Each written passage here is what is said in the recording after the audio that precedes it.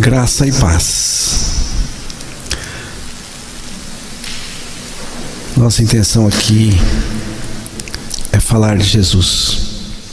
Jesus Cristo, apenas dele. Anunciar a pessoa dele. Seguir o Senhor Jesus.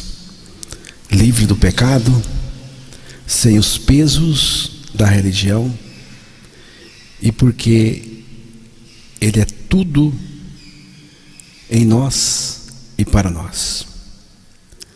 A nossa mensagem é Ele. E procuramos fazer da maneira mais singela possível. E já estou fazendo isso há 40 anos. E para mim é uma alegria muito grande. Privilégio de anunciar Jesus Cristo. Nos tempos antigos, um canoeiro, ele tinha a profissão de atravessar pessoas de um lado ao outro de um rio. Esse rio era um rio muito perigoso, um rio traiçoeiro, um rio ligeiro de corredeiras, e tinha também pedras pontiagudas, escondidas, e ele atravessava as pessoas. Mas se o barquinho ou a canoa batesse em alguma pedra, o risco era muito grande de afundar. Ele tinha muita experiência, ele tinha que ter muita experiência mesmo para fazer aquele trabalho naquele rio, naquela rota. E um dos passageiros perguntou ao canoeiro, antes de começar a travessia, perguntou ao canoeiro: você conhece as pedras pontiagudas, escondidas? Ele olhou para o homem e disse: não, eu não conheço nenhuma pedra. O homem disse: mas não é perigoso? Ele disse: não, porque eu não preciso conhecer nenhuma pedra. Eu só preciso conhecer o caminho. A rota que passa entre as pedras. Esse caminho eu preciso conhecer. O cristão precisa conhecer o caminho. Conhecer aquela rota. E se ele estiver certo, seguro do caminho, então que se danem as pedras ao redor. Se olhar para as pedras, a chance é grande de perder o foco, perder o caminho, perder a parte principal do que ele deve se ocupar, que é Cristo. Então, o nosso foco tem que ser Cristo o tempo todo. Ele é o nosso alvo. Todos aqueles que estão no reino de Deus têm um alvo só. E esse alvo é Cristo. E o resto? O resto, larga para lá. Vamos ouvir a leitura de um texto. Mateus 16, 24.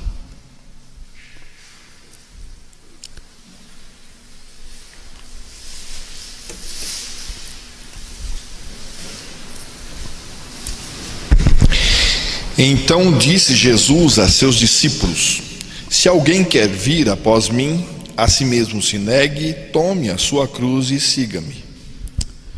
Que Deus revele a sua palavra aos nossos corações. O convite de Jesus para segui-lo continua, sendo: tome sobre si a sua cruz e siga-me. Quando Jesus nos diz: tome sobre si a sua cruz e siga-me, isto importa na nossa morte com Ele na cruz. Porque aqui está falando de uma identificação com Cristo na cruz.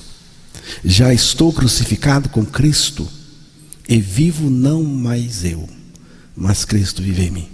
E a vida que agora vivo na carne, vivo-a pela fé do Filho de Deus, o qual me amou e se entregou a si mesmo por mim. Quando você crer, de fato, sua identificação no sacrifício de Cristo na cruz, então Cristo será revelado no seu interior como o seu tudo. Se você quiser seguir Jesus, livre do pecado, sem os pesos da religião, e porque Ele é tudo em você e para você, então apenas creia na sua morte e ressurreição em Cristo. Desse momento em diante, não haverá barganhas com Deus, com o Senhor. Não precisamos barganhar com Cristo, porque Ele é o nosso tudo, na nossa dor, na nossa saúde, na fartura ou na privação. Enfim, em qualquer situação. Em qualquer situação. Sim, Cristo é o nosso tudo e nada mais além dele. Só assim podemos seguir Jesus, como disse, livre do pecado, livre das coisas inúteis da religião e amando uns aos outros como Ele ensinou. Eu lhes dou um novo mandamento, que vocês amem uns aos outros, assim como eu os amei. Que também vocês amem uns aos outros. Nisto todos conhecerão que vocês são meus discípulos, se tiverem amor uns aos outros. João capítulo 13, versículos 34, 35, palavras do Senhor Jesus Cristo. Dizem que antes de morrer, a sua vida inteira passa diante dos seus olhos. Faça com que valha a pena assistir. Jô Soares, foi ele que disse isso. Mas Só se Cristo for nossa vida. Se Ele não for, se Ele for a nossa vida, se Ele for o nosso viver, aí sim. E Paulo vai dizer em Filipenses capítulo 1, versículo 21, Filipenses 1, 21,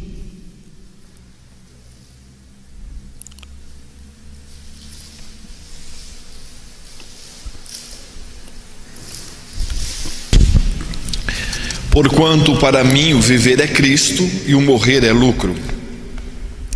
Para mim o viver é Cristo. Vamos ficar com essa parte do texto. Para mim o viver é, não é será, é Cristo. Essa afirmação do apóstolo Paulo é muito significativa para mim.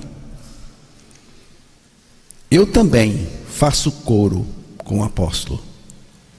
Para mim o viver é Cristo. E para você? O viver é Cristo? O viver é Cristo para você? Alguns poderiam dizer: meu viver é o dinheiro. É o dinheiro. Ou ainda, meu viver é o meu trabalho. Tem gente que até diz: eu vivo para o trabalho. Ou também, meu viver é minha família. São meus filhos. Agora parece até um negócio assim, sagrado, uma coisa. Ou também, o meu viver é o prazer momentâneo que eu tenho neste mundo. Os religiosos mais fanáticos poderiam até dizer: o meu viver é a minha religião. Os meus valores religiosos, a minha religião vive em mim. E aqui eu acho que acontece mesmo. A gente vê muita religião vivendo nas pessoas. Todavia, quanto a nós, podemos verdadeiramente fazer coro com o apóstolo Paulo e dizer: meu viver é Cristo. A minha vida é Cristo. Cristo vive em mim. Porque o viver que Paulo se refere aqui é o viver de Cristo nele, ou através dele, como alguns dizem. Então, notamos que, por um lado, Paulo estava experimentando sua crucificação com Cristo. Por outro, Cristo estava vivendo nele. Porque o projeto de Deus, irmãos, é nos substituir por Cristo no nosso interior e encher-nos de tudo o que Ele é. Tem que mudar, tem que mudar. Tem que mudar o quê? Tem que mudar você. Dentro de você. Você tem que sair. O eu perverso tem que sair para Cristo entrar. Porque assim de boa, o eu nunca sai. Ele nunca deixa o trono. Ele tem que morrer. E foi o que aconteceu na cruz. Já estou crucificado com Cristo. E Deus nos crucificou em Cristo para nos levar à seguinte condição: não mais eu, mas Cristo vive em mim. Com esta experiência, você também poderá confessar, né? O meu viver é Cristo. Cristo vive em mim. Quando o Senhor morreu na cruz, eu estava nele. E também morri com ele. Aqui está um ponto que é preciso ser confessado. E é um ponto escondido que Deus precisa revelar. Na cruz terminou a minha vida pecadora, o meu viver egoísta e o meu caminhar pelo pecado. E agora Cristo vive em mim, pela minha ressurreição juntamente com Ele. Irmãos, quando eu sou a fonte do meu viver,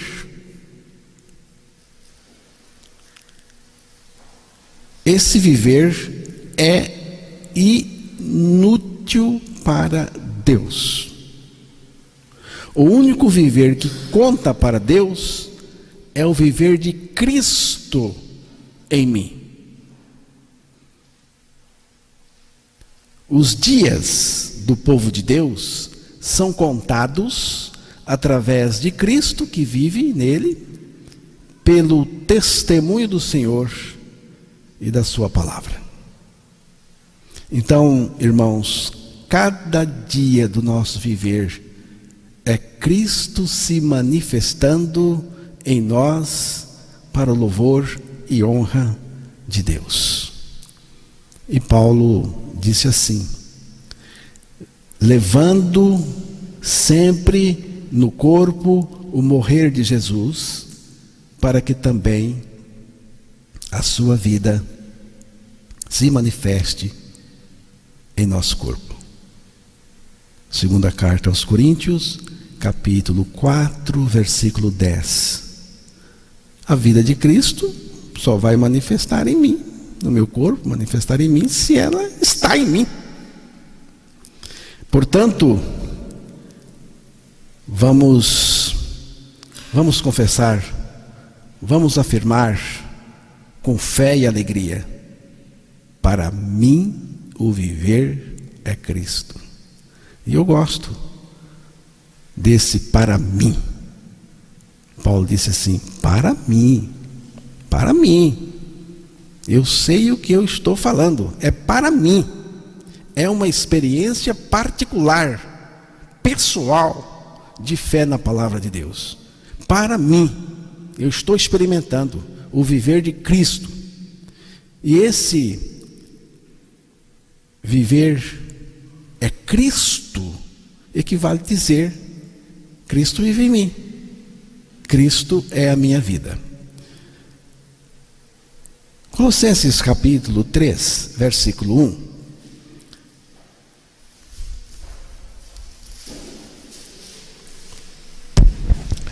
Portanto, se fostes ressuscitados juntamente com Cristo, buscai as coisas lá do alto, onde Cristo vive, assentado à direita de Deus. Se ressuscitastes com Cristo, se fostes ressuscitados com Cristo. A outra versão diz: se ressuscitastes com Cristo. Você vê que não é só a ressurreição de Cristo. Aqui é a sua também, é a minha, é a nossa. Se ressuscitastes com Cristo. Ele não ressuscitou sozinho. O fundamento desse ressuscitastes com Cristo é outra experiência que nós temos com Cristo, anterior a essa, a da ressurreição, que é Colossenses 2, versículo 20, e depois Colossenses 3, versículo 3. Se morrestes com Cristo para os rudimentos do mundo, porque como se vivesseis no mundo, vos sujeitais às ordenanças. Porque morrestes e a vossa vida está oculta juntamente com Cristo em Deus. Por que ressuscitastes com Cristo? Porque antes morrestes com Cristo. Essas experiências compartilhadas em Cristo são a base da vida cristã. Irmãos, não existe vida cristã autêntica a parte disso. A nossa morte com Cristo é essencial para sermos esvaziados de nós mesmos, do nosso ego, para que Cristo viva em nós, e não só viva em nós, como também se torne o centro do nosso culto. Jesus nos substituiu fisicamente na cruz, mas espiritualmente nós morremos através dele, porque ele nos levou a morrer nele, com ele na cruz. É graça. É isto que tem que ficar nítido para nós. É uma realidade espiritual de fé na palavra de Deus. Que Deus nos dê a visão espiritual, a visão da revelação de Cristo crucificado e nós crucificados com Ele.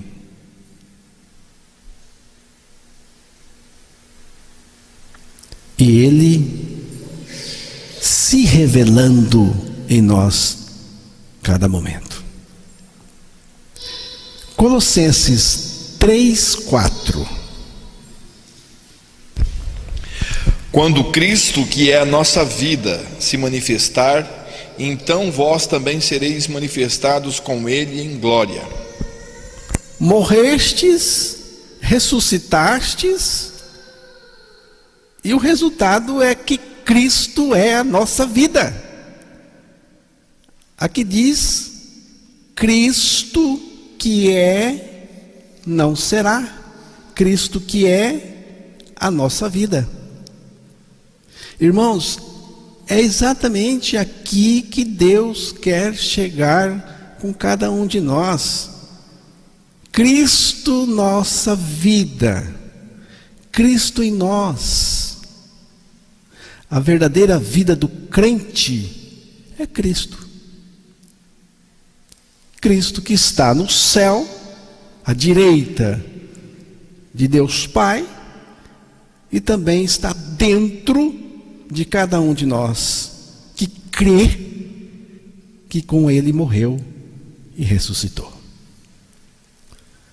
Este Cristo que está dentro de nós é a nossa vida.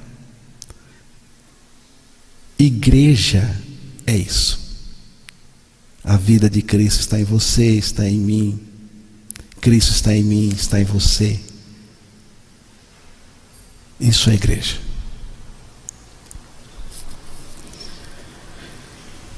O Cristo que está em você, está em mim, está em nós. Paulo falou assim: se morrestes, se ressuscitastes com Cristo. Esse ser não era uma suspeita, no sentido de que eles, os colossenses, não fossem crucificados com Cristo, ou que estivesse dizendo que eles, os colossenses, ficaram de fora da cruz. Não. Essa morte com Cristo já foi consumada quando foi consumada a morte de Cristo na cruz. Mas é preciso crer. É preciso crer. Saber que estamos mortos para o pecado, crucificados em Cristo, é um passo necessário para se chegar à experiência com Cristo. Mas é preciso crer, considerar a nossa morte com Cristo. Eu já sei, muito bem, um passo importante, mas já creu? Já experimenta? Porque temos visto que tem gente que confessa, diz que está crucificado com Cristo, e quando chega a crise, chega aquele momento difícil, você procura a morte em Cristo e não acha. Porque essa morte estava só a nível de mente. A pessoa não creu ainda. Então, essa morte com Cristo só se torna real em nós quando nós cremos. Então, irmãos, quando pregamos esta mensagem, quem tem a experiência de morte e vida em Jesus, cresce nesse fato. Porque o fato é fixo, mas eu cresço no fato da minha morte com Cristo, da minha ressurreição com Cristo. Então, quem já tem, cresce. Quem não tem, é desafiado a crer também. E quem está enganado, que diz, mas não é despertado para esta verdade indispensável na experiência cristã. Por que ficar repetindo que morremos e ressuscitamos com Cristo? Por quê, hein? Porque esse anúncio exige ser repetido. Porque esta mensagem, pelo fato de ser esta mensagem, o Evangelho requer ser repetido. Porque é essencial. E porque Jesus foi repetitivo nessa mensagem que é o Evangelho.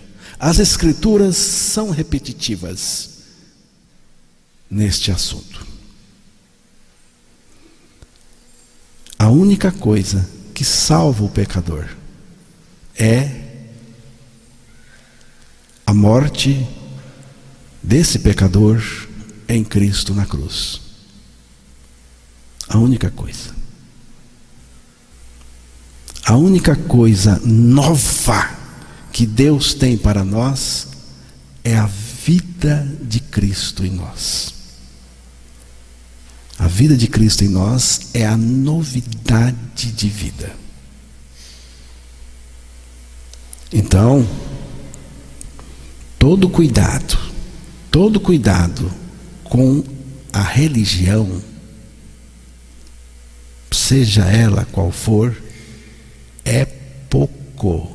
Todo cuidado com a religião é pouco, porque ela é um processo de afastar ainda mais a pessoa de Deus. O homem foi infectado com o pecado e se infectou com religião, porque foi ele que inventou. Por isso, talvez, por isso Jesus tenha dito o que disse em Mateus 23, versículo 15.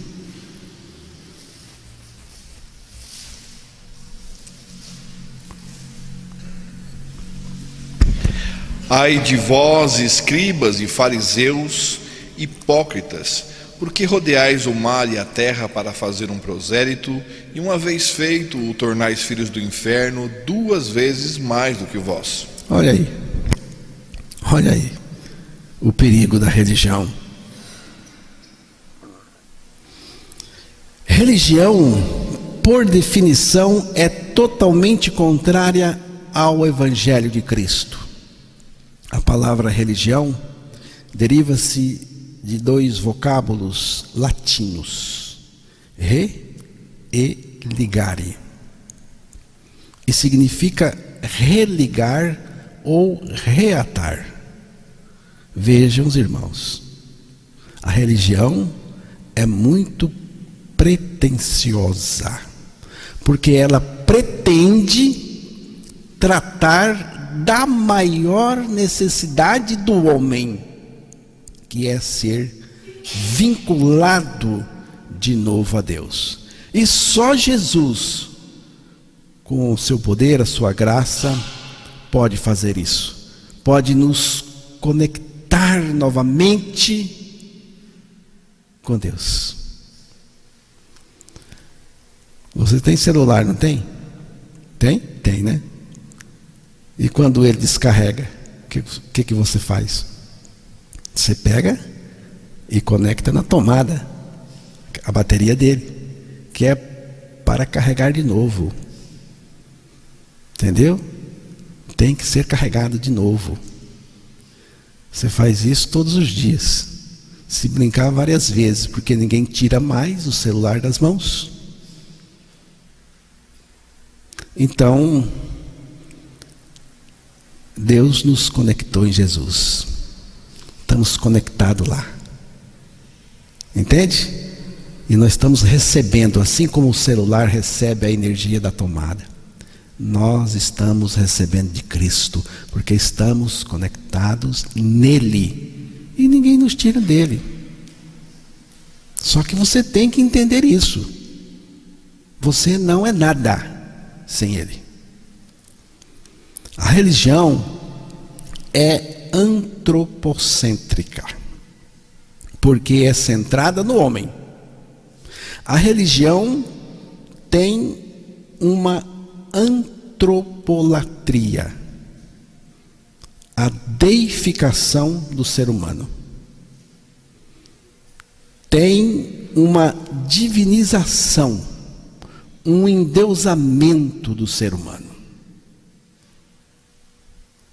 O ser humano é deificado.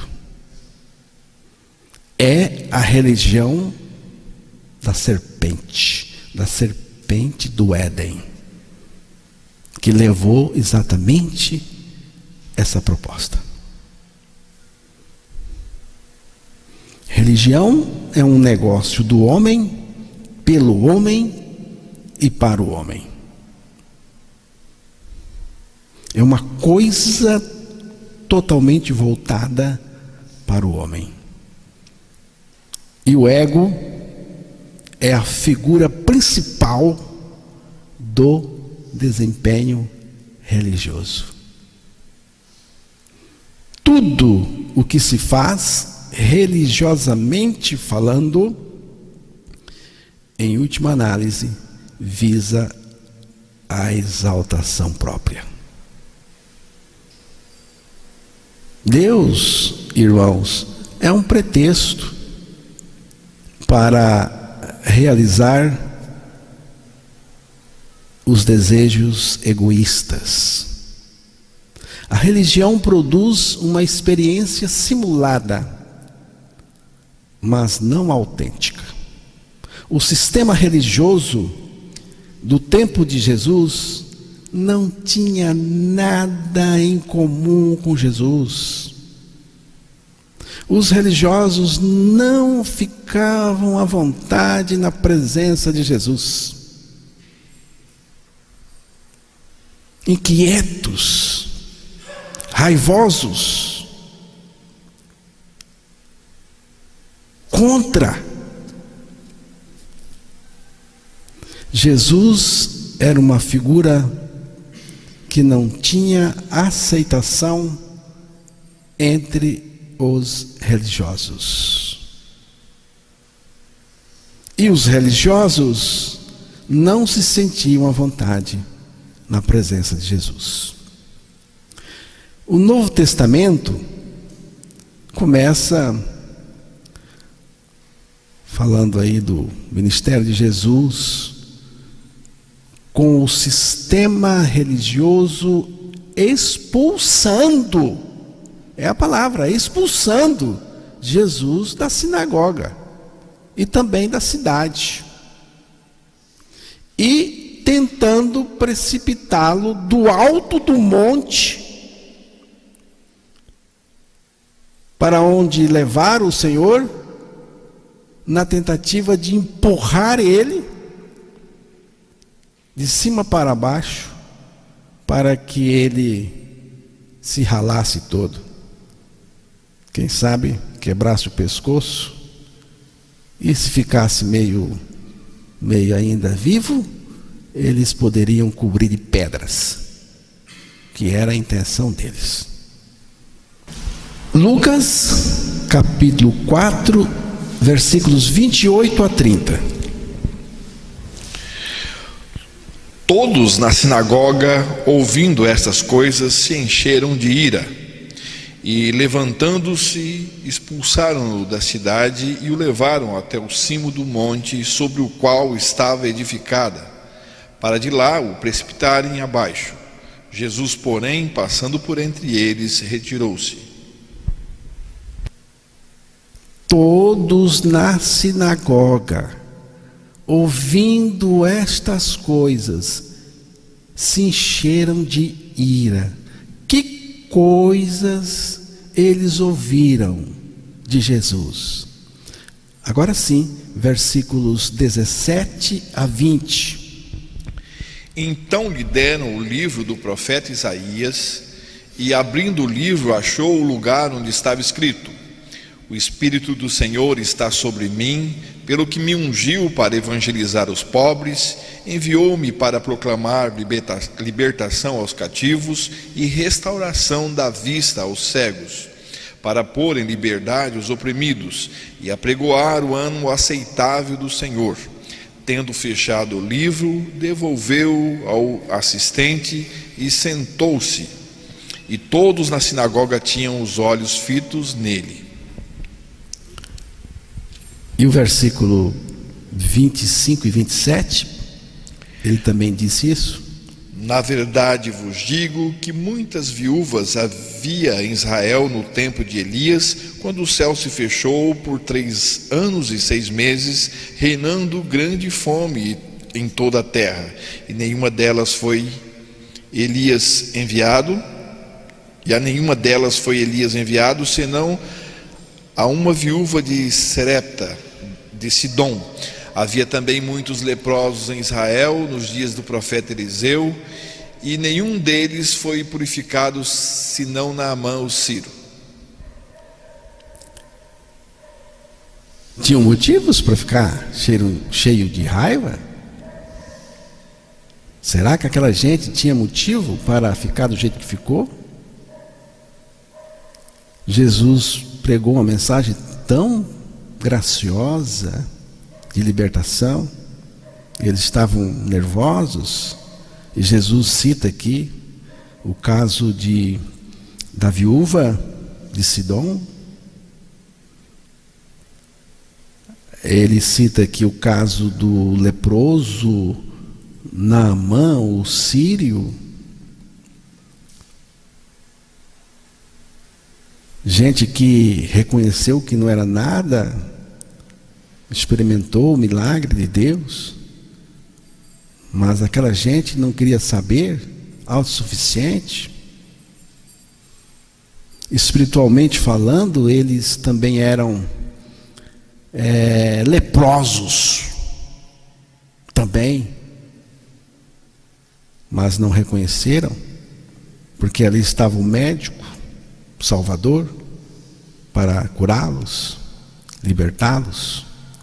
Pelo contrário, se encheram de ira e partiram para cima de Jesus para matá-lo. Mas não era a hora, não era a hora dele.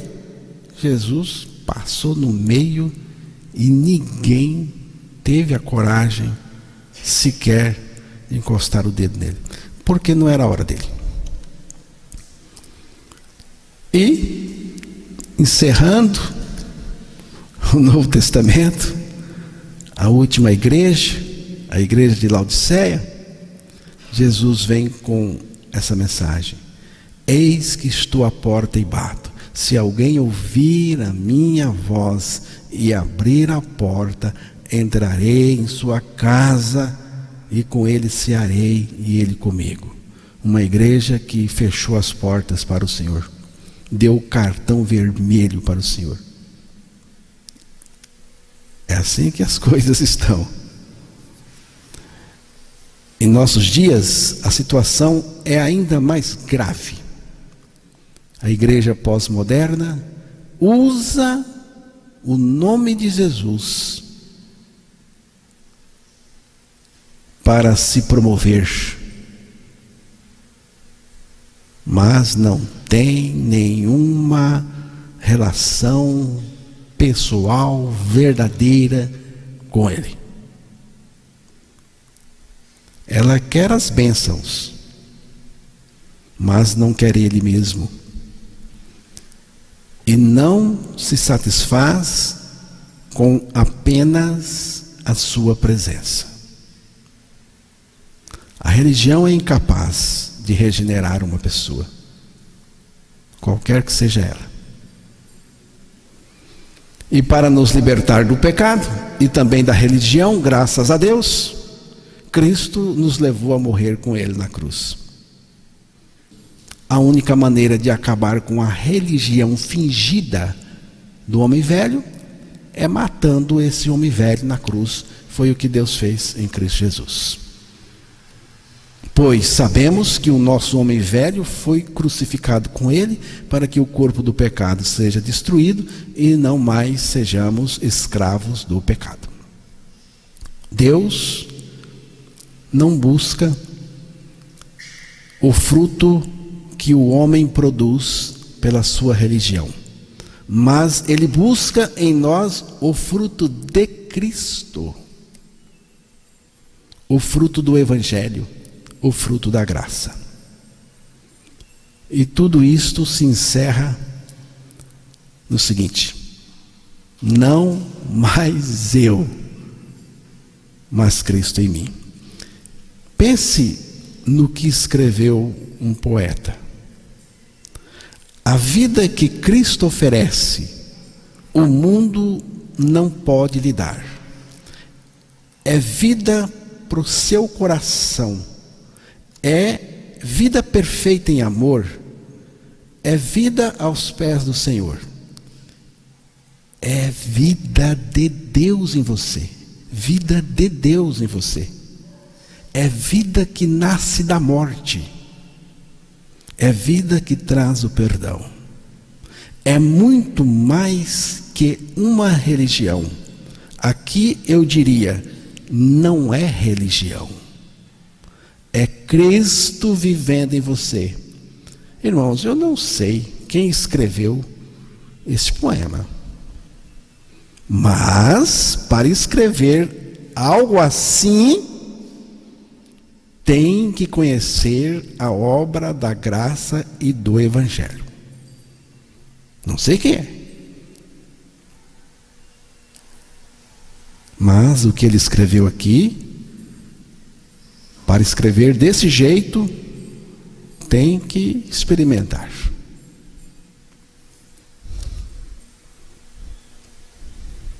Então, por que não tomar posse desta vida que nasce da morte, que é a vida de Deus em nós, que é Cristo vivendo em nós?